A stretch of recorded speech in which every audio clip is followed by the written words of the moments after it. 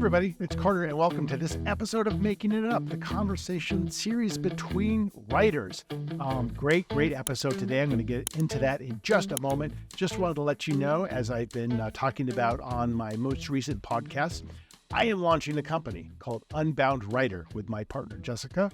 And Unbound Writer is going to be a place where I'm able to reach out and assist writers in finding joy and confidence and realizing their dreams within the realm of writing. So what that means is Unbound Writer is going to be offering in-person writing retreats here in Boulder, Colorado. It's going to be offering one-on-one coaching and mentoring with me. And I'll also be featuring online classes with some of the most popular writers today.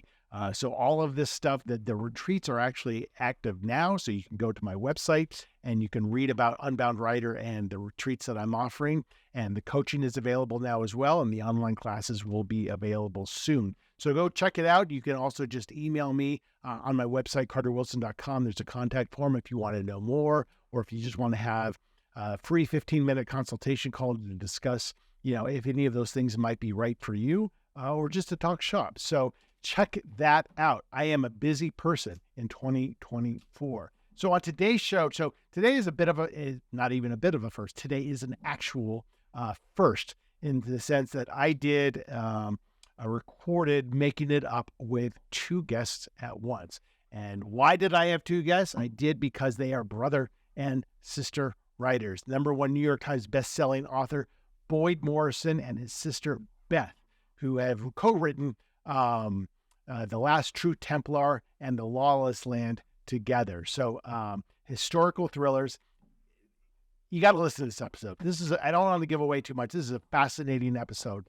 But Boyd's journey to writing, from being an engineer and taking time to just stop and write because that became a new passion of his, is fascinating enough.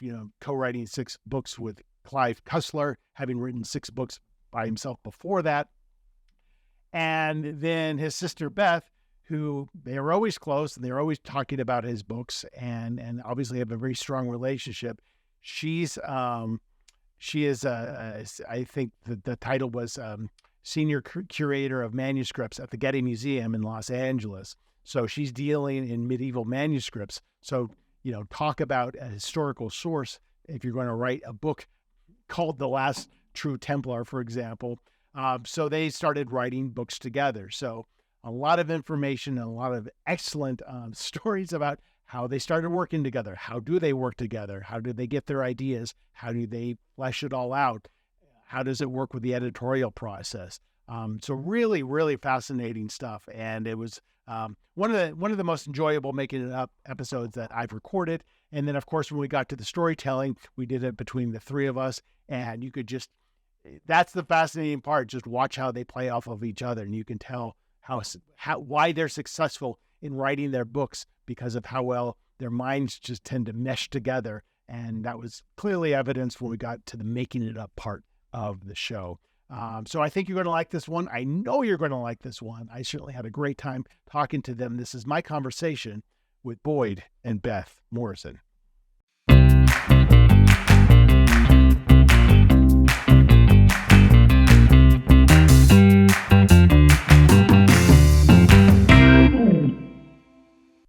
Hello, how are you? Great, how are you? I am doing just fine. This is a first. I haven't had a tag team Making It Up ever. Okay. Really? So this will be fantastic. And one thing I noticed that we have in common, Boyd, is we have the same website developer, Zuni. Yes. Maddie James at Zuni. Maddie is fantastic. I've known her for many years. Yeah, I was looking the other day. I don't know why I was doing this, but I was like, how long have I been with Maddie? And it was 2009. Yeah, so, I think that's the same for me. Yeah, what a great niche to carve. Yeah. To do only author-only websites. She's got them all. She's been fantastic. Well, I'm excited to have you both here, and in the spirit of the theme of Making It Up, I tend to wing it. I tend to not have a ton of questions planned. I just want to have a conversation, and obviously I have a lot of things to talk to you both about. But first, I'm curious to know where. I mean, I know, Beth, you're not actually where it looks like you are, but do you live in the same area or no? I'm in Los Angeles. Oh, that's right, because you're with Getty. Yeah. Yeah. And Boyd's in Seattle. So the important thing is we're in the same time zone. Right. So easier when we're walking our dogs in the morning and plotting our book. Right. Yeah. Right. Oh, and I'm so curious to hear about that collaboration. And yeah, so I grew up in the Westlake Village, Thousand Oaks area of Los Angeles, but I haven't lived there in some time. And Seattle is obviously beautiful. It's a place that a lot of people seem to be moving to. So have you, and where did you, what's the age difference, first of all? I am 2 years older. Okay. And where did you both grow up? We were born in New Jersey, but grew up in Kansas City.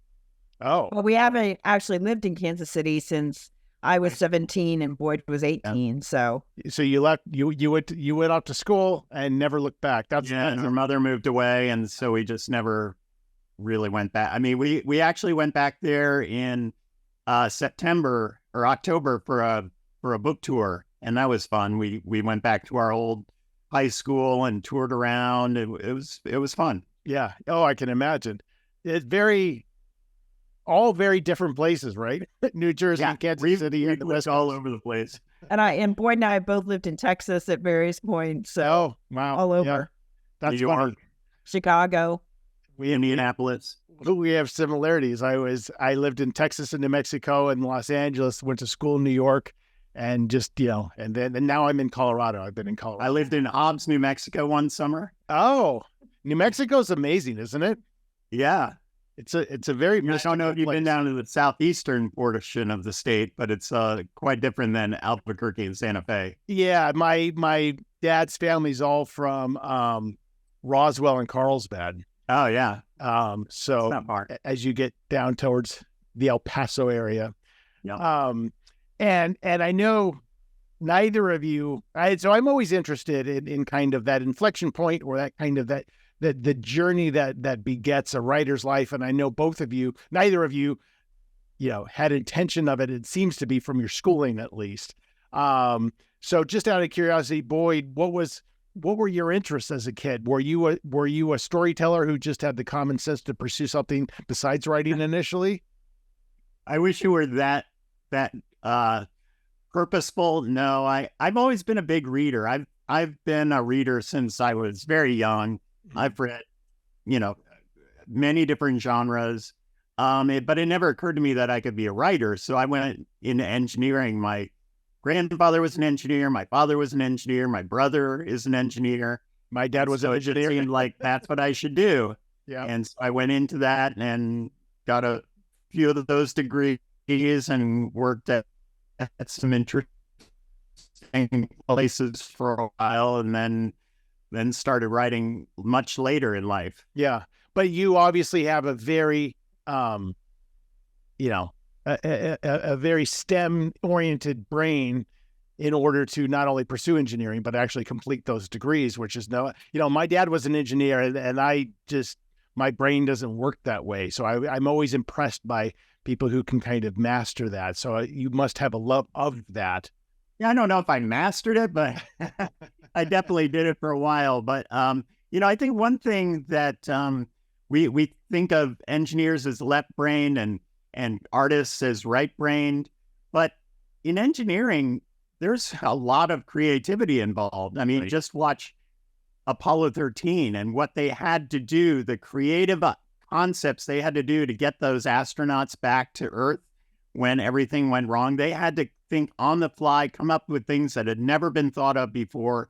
And they were very creative in how they were solving problems. Right. So I use that a lot in my writing as well. When I'm looking at plot problems, I use my left brain to kind of make it all fit together logically, but I use my right brain to come up with creative new ideas that I haven't seen before. And that's what drives me as a storyteller, is I like to see things I've never seen before in a book. Right. Totally. And I think a lot of people think of writing, or they perceive a writer as being, like you said, very right brain, very creative. But the reality of it is, if it were only that, you would have this stream of consciousness narrative all the time, and nothing really fits in, because really writing or storytelling is problem solving. And if you have that brain to structure to solve a problem, which is, how does this story work? It taps into that left side completely, I think. Oh, exactly. Yeah, I think about that. I mean, and that's when Beth and I are coming up with the plots. I would say, what do you think, Beth? 80% of our time is figuring out plot problems and how to get characters from A to B and make it make sense, and coming up with character motivations that are logical within the character's makeup, or, you know, how does the different clues, if we have puzzles, how do they fit together, and how do they solve them in a way that's believable but still fun in the context of the story? Yeah, I think that's definitely it, because in fact, in college, I was a double major, math and art history, until I decided that wasn't really going to get me places. And so I just switched to art history. Yeah. But I think a lot of that problem solving helps me in my art history life as well. It's always me looking at medieval manuscripts. What doesn't quite fit here? What would add up to make this manuscript possible? So I think it is a lot of that problem solving that then plays into the creative side, just like you guys are saying. And I think it also causes you, or it builds upon a natural intellectual curiosity that I think is essential for writers to have. And I think you just spoke to it, Beth, is like, when you're looking, maybe you're even reviewing something of your own and feel like, okay, I don't know what it is, but something's not right. There's a sense that something's not fitting into this whole correctly. And you have to kind of find that structure to do that. And I think you do need that math background almost to do that. But you obviously, what was that decision-making process for you? That's kind of a curious decision, math and art history. You know, a layperson would probably say, well, art history is probably the least likely to provide an income. Yeah, I mean, I've been incredibly fortunate in my career that was actually able to make a career out of art history. Most people who graduated with me from Northwestern with an art history degree, you know, didn't pursue it as a career. But I think the thing that helped me make the decision was that I have such a passion for medieval manuscripts. Yeah. And I think if somebody told me, well, you can do art history, but you have to do Impressionism, or you have to do, you know, Enlightenment era, I would have been like, okay, I'll do math. But it was really the medieval manuscripts that kind of tipped the balance. And can you speak a little bit to what your job is within that realm and what you do on a daily basis? Yeah, so it's pretty easy. I have the absolute best job in the world. And that is, I am Senior Curator of Manuscripts at the Getty Museum. And it means that I get to look at medieval manuscripts all day, think about them, write exhibitions about them for other people, go to Europe a couple of times a year to study them. And so, you know, my job is essentially trying to make manuscripts interesting both for myself and for other people. And I think it's my passion that makes that really possible. I know Boyd has been on innumerable tours with me of medieval manuscripts. That's amazing. And are you involved with acquisitions as well? If the museum is looking to acquire and you're kind of appraising and going through that process, making sure that they're not fake? Yeah, no, I mean, the one nice thing about my job is, unlike many other art historians, I don't have to do much with forgeries, because in order to forge a medieval manuscript, you have to learn Latin. You have to kill an entire herd of sheep to make the parchment, and then you have to use the medieval materials correctly. So it's much easier just to draw something with some charcoal and call it a Leonardo. Right. But thankfully, I don't have that much. Yeah, exactly. So it's pretty hard. I mean, there are forgeries out there, and there's a guy called the Spanish Forger, and people actually collect his forgeries as a separate form of art. I happen to have one in my own personal collection, so it's not unheard of. But it is a little bit less like that. And yes, I do get to make acquisitions. So Boyd hears endlessly about these as well, that just this last year, I was able to acquire for the museum a manuscript that is approaching its 1,000th birthday. In 2053, it will be 1,000 years That's old. Amazing. Wow. And so then in that case, you actually have some kind of documentation that shows that this is it's not just carbon dating. It's actually like there's some kind of history of that, record of that. Yeah, we can usually trace the provenance. This particular one we know was was commissioned by a noblewoman for a monastery in 1053. And so that's pretty good documentation right there. That's amazing. So Boyd, it sounds like you came into writing first, and maybe like me, I started writing when I was 33 without any management background, zero interest, zero knowledge of writing, and I kind of just started one day. And I do kind of feel like if innately one is a writer, that will worm its way out of you eventually, one way or another, as much as you might fight it with all the common sense in the world. What was your journey to becoming that a writer of that first manuscript? It was very roundabout, and like many of these stories you'll hear begin with my wife suggested something. So I was doing my PhD research for Kodak in Rochester, New York. Mm-hmm. I was probably around 30 when I was doing that. And I didn't know anybody there, didn't have anything to do in the evening. So my wife saw in a local circular, hey, there's this class on science fiction writing being given by a Hugo and Nebula award-winning writer. Why don't you've always read a lot of science fiction. Why don't you take this class? And I thought, okay, why not? And so who was the teacher? The author was Nancy Kress. Okay. She was a very good teacher, and I wrote a terrible short story for the class. And I thought, well, maybe short stories aren't my bag. So I thought maybe I'll write a novel about a graduate student who gets involved in some crazy situation. And so that's when I started writing my first novel. And I don't recommend writing a novel while you're doing a PhD dissertation. It's not a good complement to your time. But I finished it a little while after I got my degree, and sent it out to, I think, only 4 or 5 agents. And I got some nice responses, but nobody was interested. But you got to send it to 100. Exactly. And my wife was not happy that I stopped there. And she said, this book, I guarantee you, I'm going to make sure this book gets published someday. And, so she liked it. She read it and she liked it. She liked it. She wasn't. She really liked it. And she thought I had potential, which was very nice. It's very great to have a supportive spouse. But she was also at the time applying to go to medical school. And so we made a deal and she had never even taken pre-med courses because she was an English major. So we've kind of gone crossways. She went from English major to doctor, and I went from engineer to writer. And so we made the deal that I would put off writing, and support her for 9 years while she did pre-med, med school, and residency. And when she was a practicing doctor, I would get to quit my job and have the same 9 years to become a published author. So sure enough, when she became a doctor and graduated from residency, I quit my job at Microsoft. And I was only there for 2 years, so it wasn't like I was a Microsoft millionaire. And started writing, and I wrote a second novel and sent it to a bunch of agents. Nobody wanted it. And this time I sent it to about 100 agents. And then I wrote a third novel, and that was the one that got me my first agent. And then it took another 2 years before we got a publisher, because we sent it to, I think, 50 publishers, and nobody wanted it. And so that was around the time the Kindle and Kindle digital publishing was coming out, where you could actually start putting your own self-published books on the Kindle. And I had 3 books that were finished. And so I put them up there, and we thought, my agent thought there's no harm in doing it because we haven't found a publisher.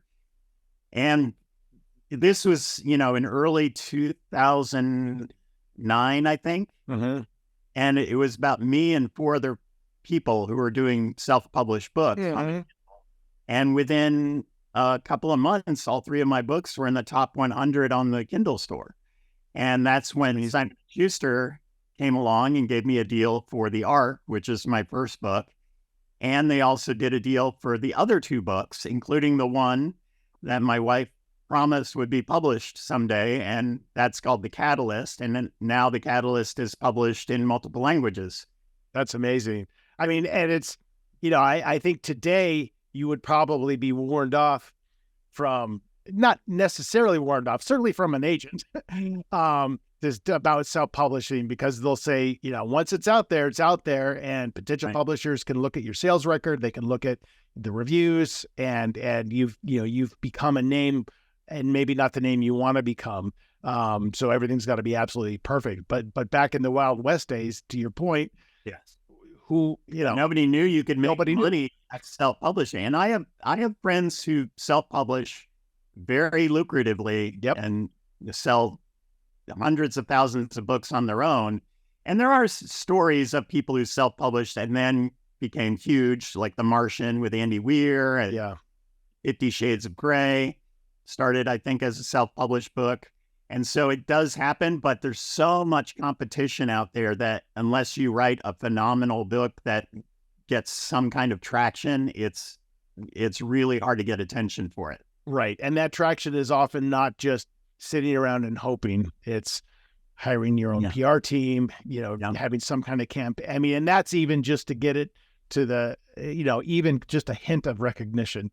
Because what we're doing is we're not competing with other books. We're competing with everyone's time on Netflix, on their phone, on whatever, anything to get their attention. And it's as it's nearly impossible. But I find what's interesting to me in that whole story, there's a lot of interesting things, but what's fascinating is that first of all, you took that class, which is not a throwaway comment, right? There's something there that, there's a lot of classes on a lot of different topics. And so you must have had something pulled at you to even want to take that class. And then you're sitting there with a PhD and a lot of work experience and a lot of schooling to be like, well, I think I'm just going to be a writer, which is a huge shift, right? And I kind of went through the same thing. Like, you get later in your life and you're like, oh, I think maybe this is what I was actually meant to be. And then the courage it takes to actually pursue that, because there's a lot of fear around writing, and this can't be a real job. It's too much fun and it doesn't make any money for most people. Like, how dare I want to do something like that when I should be, a 9-to-5-er. So there must have been some kind of existential, if not crisis, at least considerations during those years of like, am I throwing everything away? Well, it's funny because when I left Microsoft, I was only there about 2 years. And when I left, I told people what I was going to do, which was intend to become a published author. And I thought my response would be, you're crazy. What are you doing giving up a really steady job at a great company to go do something, where never know if you'll ever make any money at it. Right. And I was shocked that I got the opposite response. Not one single person said anything like that to me, but I had multiple people come up to me at Microsoft and take me aside and say, I am so jealous that you're going to do what you love to do. And that really was an interesting response for me, because I think we underestimate how many people, I don't know who said it, but they live lives of quiet desperation. Yes. And they do what they think they're supposed to do. And they don't take the risks that, frankly, you need to take. Now, this was a very calculated risk. I was married to a doctor. It wasn't like I was starved. Right. But I invested 9 years in my wife's education to make that possible. Right. And I think, some people may not be as far thinking to try to do that. Yeah. I mean, that's a long-term plan. A very long-term plan. It took me another 5 years before I got published. Yeah. But that's very common. I mean, my first 3 books, I got an agent with my first book, but my first 3 didn't sell. And you just keep doing it. You've got to have that belief in yourself too. It's a really interesting combination. I'm sure you had that same experience where you probably read some books that were published and you went, well, I can write a better book than this. This got published. I can do this. Yeah, I mean, I think I went through a phase of complete lack of confidence and complete lack of ego, which I think in a way is helpful because it helps you survive all the rejections. But I just found so much joy in the act of writing that within probably after my first book, I'm like, I just can't pit, I'm like, I guess I'll just be doing this for the rest of my life, whether or not it gets published, because it just felt like such a natural daily thing to do. And you make the comment about, quiet desperation. And I think people lead their lives with a lot of unfulfilled creative impulses as well. So how many times both of you, people find out what you do and they're like, oh, I've always wanted to be a writer. I have an idea for a story. So many people, and yet how few actually do anything about that. Beth, was that your experience at all? As people find out that you're this best-selling writer, they want to learn from you, and you're surprised that's a desire for them as well. Yeah, I mean, I'm very fortunate that I have sort of two really amazing careers. That I have this career as an art historian at the Getty, and then also as a writer with Boyd. And I have to say, I get it from both sides. People are like, oh my God, you work in a museum, you work with art all day long. I really wish I could do that. And then I also get, oh my gosh, I can't believe you get to write fiction books. And so I get it on both sides of my professional career, which only makes me feel that much more fortunate in everything that I've been able to do. It really is an amazing life. So then what was your journey? Whose suggestion was it? Whose idea was it that maybe we should do something together? Well, I'd always read Boyd's books. I was always one of his first readers, and I love that genre. I read only thrillers and then nonfiction. So it was sort of, an ideal thing for me, because this is combining my two great loves, which is thrillers and, history, which I study professionally. But it was really Boyd's idea. He could tell the story. And it actually was my wife's idea.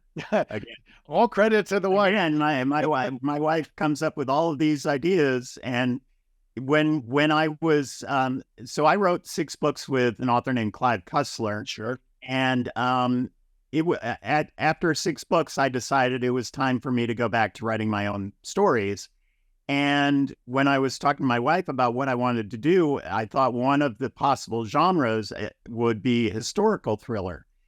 And the only time period I really knew much about was World War II. But at the time that I was thinking of it, there was a real glut of World War II novels. Sure. And so I didn't think I would be able to stand out. And my wife said, well, if you want to write a historical thriller, you've got a built-in co-author. I said, who's that? Hey. Your sister, who is a world expert on the Middle Ages. And I said, oh, yeah, that's a great idea. And so I called Beth and I said, Beth, do you want to write a book? Yes. And so you were enthusiastic right away, Beth, right? I was on board immediately. Yeah. It never would have occurred to me to do a project like this with Boyd. And, the way that we work is also very particular. I think it's particular that Boyd and I have always had a really great brother-sister relationship. We always have talked on the phone a lot. We've traveled together. We've done vacations together. We see each other a lot. And so I think it was the important thing to have that relationship basis. I don't know how it works for other co-authors, but I think we're very lucky in our sense of exactly the kind of story we want to write. We're very similar tastes. We have similar standards. And so when he asked me, I said, sure, but how is this going to work? And the way it actually works is that Boyd and I really work on the plot a lot together. And we kind of come up with the whole narrative arc, and then we get into the nitty-gritty. And once we get to the chapter level detail, then Boyd takes over. And you can talk about that, Boyd. Well, I just write the chapter and then I send each chapter as I go to Beth so that she has a sense of where the story is going and she can say, okay, and we do it in chunks. So she won't send me that chapter back, but we'll get one section of the book done and then she'll send me her comments and edits and anything historical or dealing with the time period, I don't know anything about. I never would have tried writing this genre without Beth, because she either knows the answer or she knows the person who knows the answer. Right. And then if nobody knows the answer, that's great for us, because then we just make it up. but it's more. So there's a lot to break down in all of this. One of the things I'm interested also is, your co-writing relationship with Clive Cussler.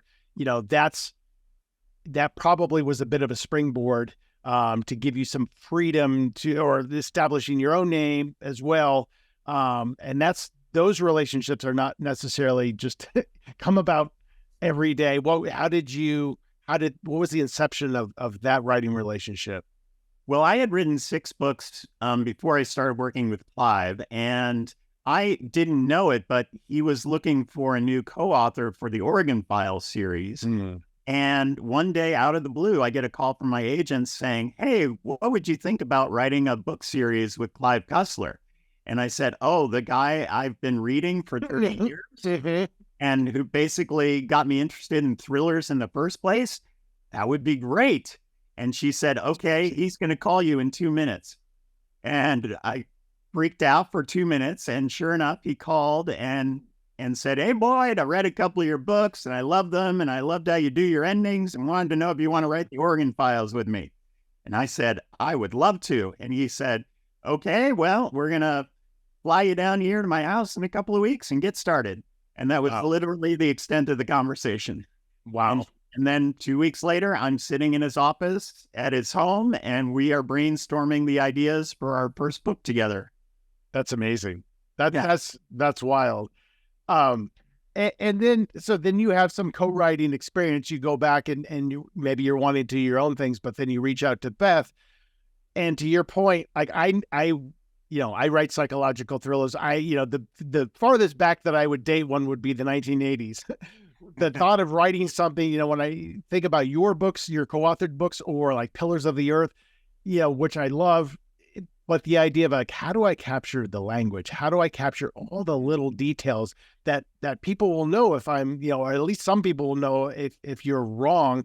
And Beth, I know you're there to provide a lot of that support, but if you're just writing factually, it's not really necessarily an engaging novel. So you really have to dive into what would a character actually do and think and feel, and how different would that be than modern times? How much of a challenge is fleshing out those intimate details that you can't just necessarily learn from your background? Yeah, I would say that the whole process has been a very humbling experience, because before Boyd and I started, I actually already wrote 2 different kinds of books. I wrote scholarly books, which are mainly intended for other academics that are really, research oriented about a specific topic that no one besides, 100 other people in the world would ever want to read.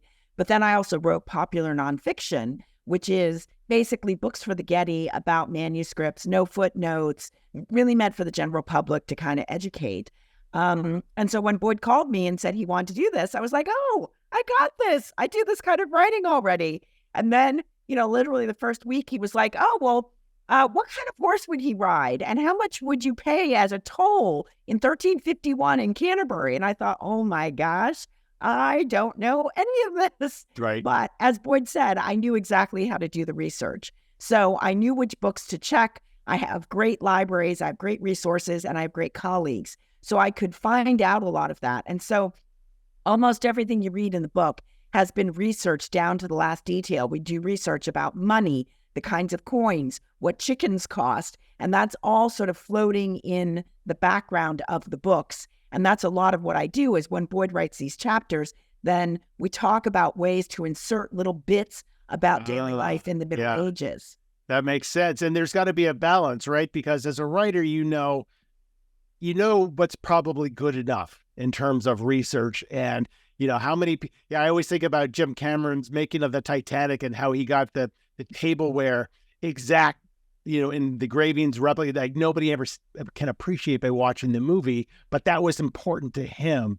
But you can also go too far. Like, this book is taking 2 years because we're making sure all these little details that nobody appreciates are correct. Right. Is that a balance? Do you have discussions about that? All the time. Yeah. I'm usually, we have a good complementary system because I'm the storyteller and I want it to be as fast paced as possible. And I don't want to dwell on too many details, but Beth, of course, wants to make it as period accurate as possible, which I agree. But when it comes down to the tension between how much to put in versus how to keep the story moving, that's when we have a lot of discussions about what's important to put in. And so, for example, we in the first book, we have our characters riding to Canterbury. And of course, one of the major figures of Canterbury is Thomas Becket, who was martyred in the Canterbury Cathedral. And we wanted to get that information out there because it's really interesting fact about Canterbury. And the characters in our time period would know about this, and it would be very important. And they were going to the feast of St. Thomas. And so we wanted to get that information in there. And when I first wrote it, it was just basically a couple of expository paragraphs of this is what happened with St. Thomas and how he was murdered and everything. And our editor came back and said, well, that just takes you right out of the story because, it's obviously the author coming in to figure out, what happened. And so Beth and I talked about it. And what we came up with was our two characters who are riding together. We actually made them have because there are different accounts about exactly what happened with Thomas Becket's murder. What we did was each of our characters had a different viewpoint of what actually happened. And so they're actually arguing about the events so that it gets the information out there, but it also tells something about our characters. Right. And that's fascinating in the dialogue. Because it does, and as readers, it's very obvious when somebody's just trying to insert too much information or showing off something that they learned. But that's and then I can see how an editor then can. I mean, I'm sure your main editor, your acquisitions editor, is probably focused mostly to the point that they made on kind of driving the story. But then when it comes to the copy editor, I'm curious. I mean, do they even bother checking anything, or they just assume yeah, I assume everything you're talking about here, but this is way too much for me to fact check? Yeah, I don't think they actually fact check us too much. There probably a few things they have found. And our content editor has edited many historical novels. And so she has actually come up with things that we didn't think about or that we had to fix. And so she's a great editor to make sure that she keeps us on track for having a good story that also is as accurate as possible. And then Beth, at the end of each of our books, writes an afterword, if you want to talk about that. Yeah, so, all the way along when we're writing the book, I'm checking individual things and saying, Boyd, this wouldn't have happened. We have to change this, whatever. And then at the end of each section, I actually go through and just read it for language and try to take out, now, of course, all the words that we use, and you mentioned this earlier, Carter, is all the words we use are not ones they would have used in 1351. We do not have them speaking in medieval English. But I do try to root out words that are really going to catch up the reader and think, oh my gosh, that's not a word that would have happened, because we don't want to take them out of the story. Right. So a good example is at one point, we have a horse race in one of our books. And I think Boyd had written something like, and then he jockeyed for position. And so I looked up the word jockey because it caught my ear. And of course, jockeys, that was a much later development based on historical circumstances. And so we just said maneuvered or whatever. We took out that word. And then at the end, as Boyd said, I write a historical afterword, which is sort of a combination of, because Boyd and his wife, who's so important to everything we do, the three of us travel for each of these novels. And we actually travel the journey that our characters go on, that we've established the sort of main parameters of. And then we go to these places to get inspiration from seeing the places. And we get a lot of how the plot works and individual sites they visit. So I write about that in the afterword and also fill in the historical details. This part was real because it's based on this. This character was inspired by this real historical person, all of those kinds of things. So it gives a sense afterwards about which things are really historical, which things we inserted into the story, and sort of how we came to some of these things by doing the travels. It's the only part that I actually get to write, so I really enjoy it. And I feel like there's an opportunity as co-authors to offer, writing trips and join us on this as you learn, all, because I know some authors do that with their books. This is the journey of this book, and to be with a historian like that you could make a lot of money doing that. We'd love to take a tour guide trip for our books, because the amazing thing about our stories is most of the locations we feature in the books are places that our characters could see in 1351, and that you can still go to this day and see them virtually intact from that time period. And so it's really fun to be able to, because we have visited them, to picture what our characters would have seen 670 years ago. Yeah, that's a very transcendent kind of trip, to when your feet are in the same places where their feet were, and you're like, this is weird. This is this is the hill that they would have gone over, or whatever it is. Have you, I'm just, in your journey of writing together, I'm guessing it probably even strengthened your relationship, but has anything changed? Have you learned things about one another that surprised you? Have there been, issues where like, oh geez, I don't want to damage our relationship if we can't agree on X, Y, or Z?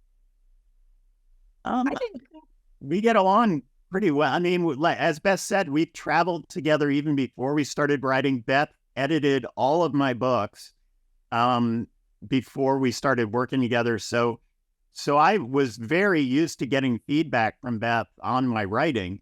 And so it was a very easy transition. I think some writers could, getting feedback from their family members about their writing could be, could be taken very personally. But because I was so used to that with Beth and with my wife giving me feedback, it doesn't bother you. It's just part of making as good of a story as we can. And we talk to each other every day, pretty much. Mm-hmm. A lot of times twice a day. And we both have dogs, so we do a lot of our plotting while we're walking our dogs. Oh, okay. And so we just like coming up with ideas. And I think our favorite times are when we come up with an idea and it's like, oh yeah, that's going to be great. Let's put that in. Yeah, and we do a lot of sort of bouncing ideas off of each other. And it's really fun to see the synergy. I'll say something that I know wasn't quite right, and Boyd will take one piece of it and move it along, and then I'll move it along from there. And I think the basis of why we're successful as co-writers is because we respect each other so much, mm-hmm. and we have very, very similar high standards. And I think the other thing that plays a real role is that we have very similar senses of humor. And that really takes us through some of the difficult parts, because I can't tell you how many times all you would hear on the phone is us laughing hysterically, like not able to stop laughing with tears running down our faces. Yeah. And I think that makes us both look forward to it, but then you can also see how much fun we have when you read the book. And I think that really comes across as an important part.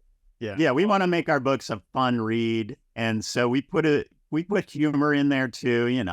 I've seen some movies lately that I won't mention, but they're so grim and dark, and there's not any humor to lighten them up. And so we definitely try to add that into our book. I mean, there's serious, stories with high stakes and a lot of suspense, but there's also humor in them. Yeah. And that's life. And it doesn't take much, right? You could have your whole manuscript could have 3 instances where somebody says something extremely clever, which is true to the character and funny. And that's kind of all it takes, as long as it feels organic and natural, I think. Right. Yeah. You don't want to make it feel artificial, but it's got to come from the characters. And Beth, out of curiosity, kind of going through this process, and I'm sure you have many more books together, but do you start getting the sense of like, I want to try something on my own. I want to be my own author. I assume your job sounds like the most recession-proof job I've ever heard. So I'm assuming you're going to kind of be in this best job in the world for a long time. But have you gotten that bug at all? Yeah, I mean, Boyd and I have talked about that a lot. He's always been very encouraging of me, even before this project together, that he likes my writing style. He loves it when I take him on tours through Europe or through the Getty. And he's always like, you should just write this stuff down and make a book of it. And so Boyd and I have talked mostly not about me necessarily writing fiction, because that's not as much my bag, but we certainly talked about me doing popular nonfiction at some point in the future. I think right now 2 full-time jobs is enough. And so I think, and I remember Boyd very early on, he was like, well, if this series really takes off, at what point would you stop working at your sort of day job? And I said, I don't know that I would ever stop before retirement. This is not a job to you. I love it so much. It would be a real loss to me, but I can see maybe after I retire, then having 3 part-time careers: a fiction author, a popular nonfiction author, and also including my scholarly work as a future path, which most art historians do after they retire. But I will always be busy. There's no doubt about that. Well, Beth is a great storyteller. She's traveled the world so much, and something always happens to her when she travels that goes wrong. And so we have been hounding her to write a book about all of her travel stories, because they're just so funny and entertaining. And I'm sure it would be a really fun book, because she every time she comes to visit, my wife's parents want her to tell, okay, what happened on this trip? Well, that's how Bill Bryson got popular. Exactly. Yeah, she is a very Bill Bryson type of storyteller. Yeah, well, that would do very well then. But I think Beth, to your point, it all boils down to you're going to be busy, not because you feel like you have to, but because you're doing things that make you happy and bring you joy and satisfy that intellectual curiosity that you both obviously have. Well, we're going to wrap up. Before we do, we're going to get to our own storytelling part of the Making It Up episode, where I've picked 3 seemingly random books off my bookshelves, and I'm going to have you pick one of them, and we're going to pick a random sentence from a random page. I'm going to read that sentence, and then we'll figure it out in order, but I'll read that sentence, and somebody will give me the next couple lines, and then someone will give me the next couple lines. The only time I've done this with more than one person is we did a live taping of this with 4 people on a stage here in Colorado. So, but it'll go great, I promise. Okay. and I know there's improv classes that have been taken. So, so at least some of a lot of pressure on now. Most people are very scared of this part of the show, including myself, and I've done it over 100 times. Okay. But having that improv feeling and knowing there's that yes and expectation where it can just go anywhere maybe alleviate some of the pressure. Okay. But so these are all the only commonality here is these are all signed editions. I have Neil Gaiman's Neverwhere, Joe Clifford's Give Up the Dead, and Gillian Flynn's Gone Girl. So Beth, why don't you pick one of those books? Oh gosh. Is it better to pick one I've read or one I haven't read? It doesn't matter, because we can do whatever we want with this. I'm going to pick a very generic sentence. Okay, I'll pick Gone Girl. Okay. And then Boyd, maybe give me a page between 1 and 400. 95. Okay. And then I will quickly scan it and find something that might work. This was one of those books. It's been a while, but I don't read a lot of thrillers, but when I read this and I'm like, all right, this is a book that stayed with me. And that doesn't happen very often. All right, I'm just going to scan real quickly. It's a lot of dialogue.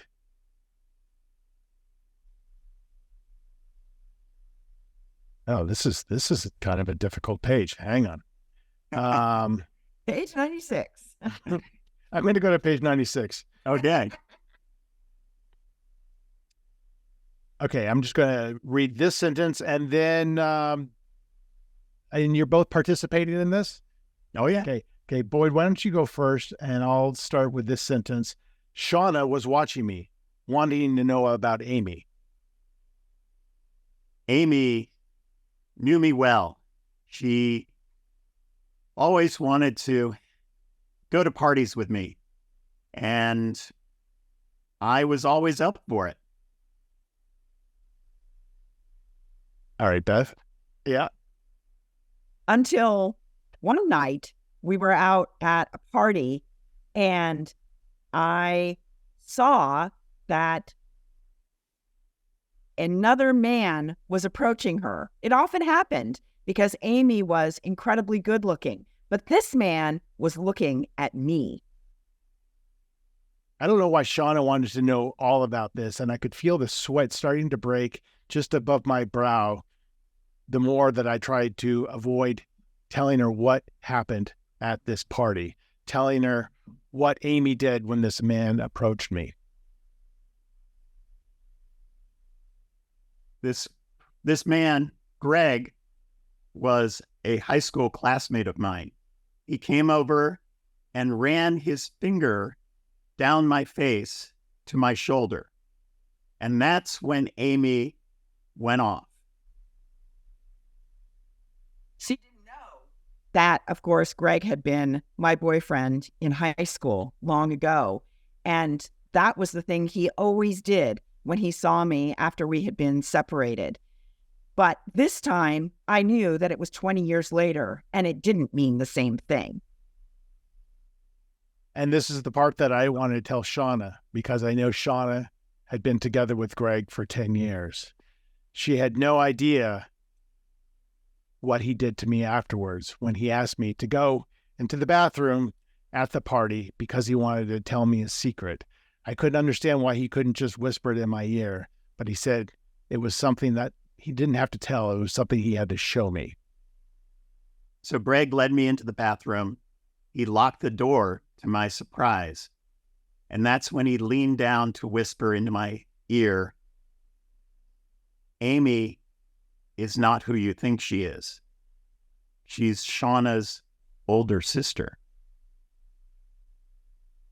I couldn't believe what I'd been hearing because I had known Greg, Amy, and Shauna for about the same length of time. How could they have been sisters? And that's when Greg told me they're actually separated when they were born. And it was only recently when I met their mother and she told me this secret. And I thought, where is this going to go? I think we call it there. There's so much potential there. Yeah. That was great. I could see you guys working in concert together. I'm like, okay, now I get it. Now I get how they write books. Like you were just you were very much on the same wavelength, which was very cool to witness. I think that's got potential. I think that's definitely how we work, is coming up with idea. What if Amy is Shauna's sister? We do that all. But how would they be? How would they not know? And then Beth would come up. Well, they were separated at birth.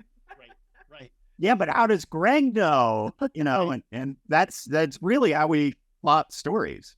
And then you have to have that, because you go off on that tangent very easily. And then somebody is like, is this realistic? Is this too much for a reader to suspend their disbelief over? But it's very helpful. I mean, I'm actually just co-writing something for the first time right now, and it's very helpful to have that sounding board, because normally, for me at least, normally when I'm writing, I am in a silo. Nobody, not even my partner, nobody knows what I'm writing, and nobody sees it really until I'm done and I give it to my partner and my agent. But there are those times I'm like, I wish somebody could push me in the right direction or tell me not to go in this direction. Because but you do have to find that somebody who is of similar mind, but different enough to give you some objectivity. Right. And I think Boyd has often talked about that when he was writing novels on his own, he didn't enjoy it as much as when he's, been working with me, because it used to be that he would call me and say, oh, I've hit this plot point. I can't quite get through. And I would talk through it with him, but it was just, here and there. We basically been doing that for all of my books. It's just now we're writing the book together. Now she's finally getting the credit she deserves. I can't figure out this plot point, Beth. And let me tell you what's happening. And here's where I'm stuck. And she'll come up with ideas. And then I'll go, oh yeah, but then I can do that. Okay, thanks. Right. And then I'll go and write it. Right. So you moved from being in the acknowledgments to the name on the cover. Exactly. That's right. Well, Beth and Boyd, thank you so much for being a part of this. It was a pleasure to have this great conversation, and I'm excited about your recent release. And I feel like I've learned a lot just talking to you for this past hour. Oh yeah, it was really fun. It's been great talking to you. All so right. much fun. Thanks. Thanks very much. Enjoy the rest of your week. Okay, you too. Take care. Thanks. Bye. Bye. So that's it. That's my conversation with Boyd and Beth Morrison. I told you it was going to be fantastic, and it was. I encourage you to go check out their books. You can just go to Boyd's site, which also features Beth, which is boydmorrison.com. And while you're there, go ahead and pop on over to my website, carterwilson.com. You can read about my books. You could buy my books. You could sign up for my heralded newsletter, my monthly newsletter. You can check my appearances. And you can also, if you're a writer and you're looking for some encouragement, some one-on-one coaching, maybe a writing retreat, you can just go onto the section of my website that's called For Writers and read all about the services that I offered within the Unbound Writer company. So that is it for now. Thank you so much, as always, for watching and or listening. More episodes of Making It Up will be out very soon. In the meantime, take care.